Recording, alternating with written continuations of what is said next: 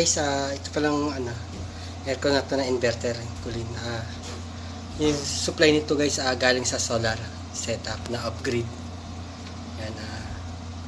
Yan pinandar na natin guys at checkin natin guys yung ilang watts to do sa multi-function meter do sa sa solar.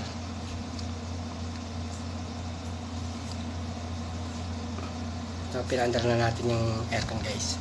Yung supply nito galing sa solar.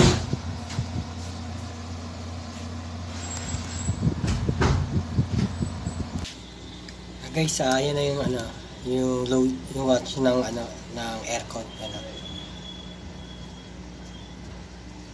600. Bumibirit na yung compressor eh.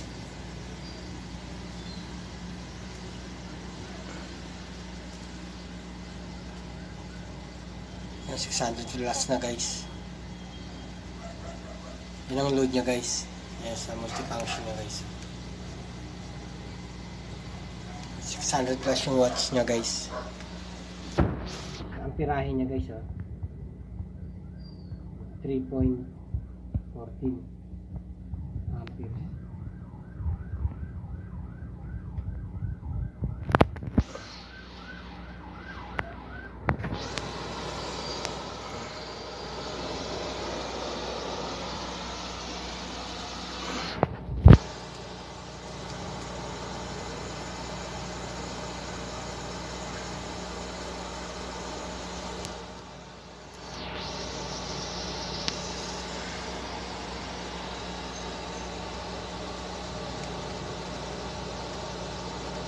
Yung 600 na yan sa aircon lang yan guys.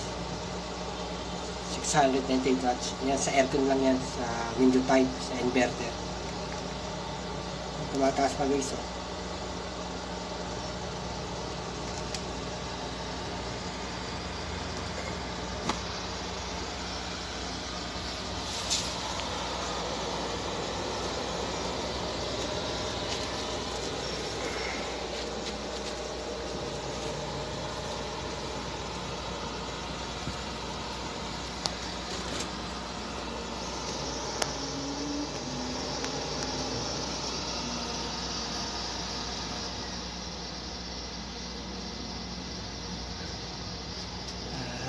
guys, hanggang dito na lang ang aking video.